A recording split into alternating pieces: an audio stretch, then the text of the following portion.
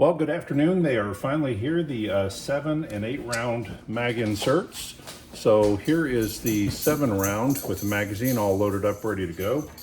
And Marker actually does a pretty good job of popping them out of there. So 1, 2, 3, 4, 5, 6, 7. And the marker's the right size that it hits the stop and it can't go forward, so it does have a bolt stop. That's the 7 round. On the 8 round, you got no safety. So let me add a little bit of extra light so you can see here. So this is the 8 round.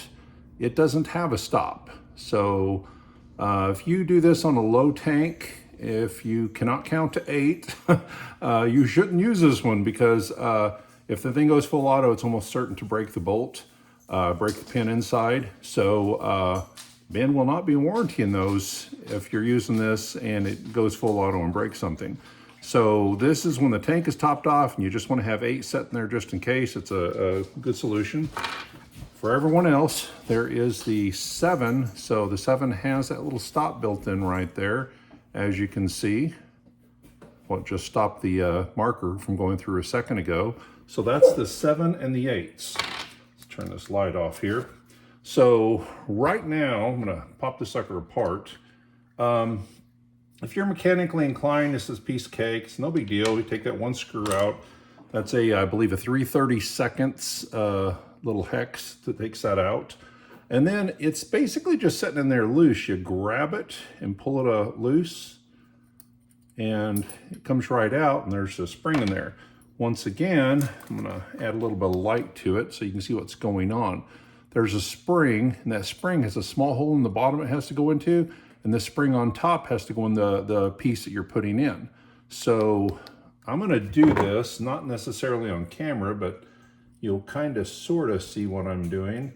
I line up the hole down bottom, and unfortunately my office is something like a cave, so you can't really see it that well. Once it's in there, as you're just having it set there, I'm going to grab the 8.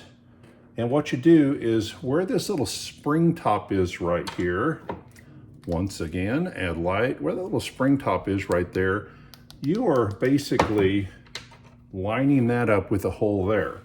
And I've gotten to the point today where I can just drop it on there. So saying that, since I'm on video, well, it did happen. I was thinking it wouldn't happen. You don't push it all the way down. You pull back and then you release. And at that point, it's locked in. Basically, another way to put it is that little C mark right there, look how that's aligned. The little hole down there at the bottom is kind of pointing straight down. That's where you want it. There's a little stopper in the bottom of these. Let's grab another 8 here. Right there, that little piece right there. And that's what we're aligning. We keep it from fully seating, we turn it back and we push it in so that alignment is on this side. And then it works just fine, it's sprung. Now, I'm not gonna run this all the way in for 8 rounds for this video because that's not the point I'm trying to prove. It holds 8 rounds just like the other one holds 7. But I'm gonna put in a round. Let's see, front, back, sideways, there we go. Put in a round and start cranking it to show you. Let's just put 2 or 3 in. Okay, so we've got 3 of the 8 rounds in there. 1 backwards because I'm not paying attention. And at this point, we have 3 rounds. Now, if you watch the ink pen, when I press this down, 1, 2, well, the 3rd one didn't fall, but normally it would. Because there's no spring tension on that 3rd one. Actually, it was supposed to go the other way. Okay, let's do that one more time just so you can see what it is I'm talking about.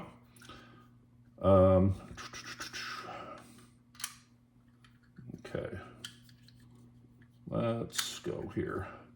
1, 2, and 3.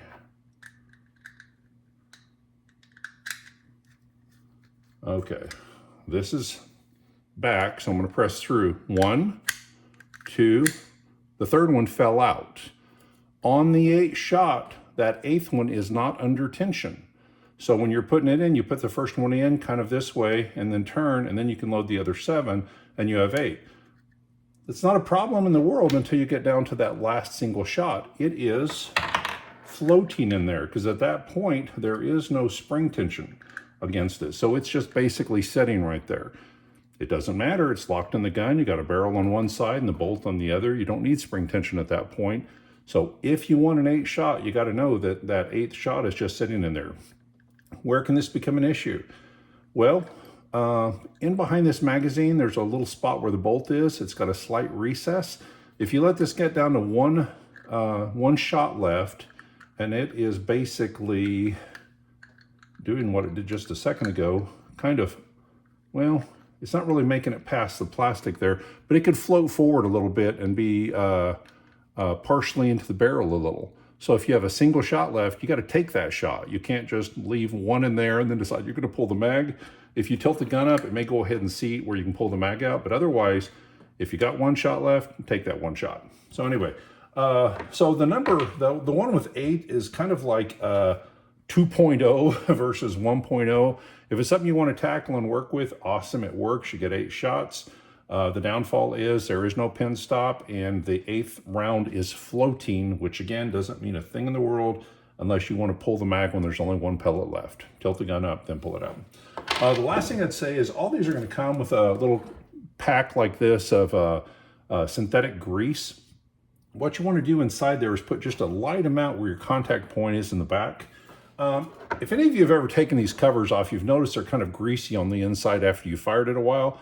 Most bullets come with lube, and these things are going to be self-lubing after a while. You fire enough pellets through it, you're going to have lube in there just kind of taking care of things where there's plenty of lube at the friction points. However, when it's brand new, nice, clean, anodized aluminum against anodized aluminum with no lube, you're going to have a problem.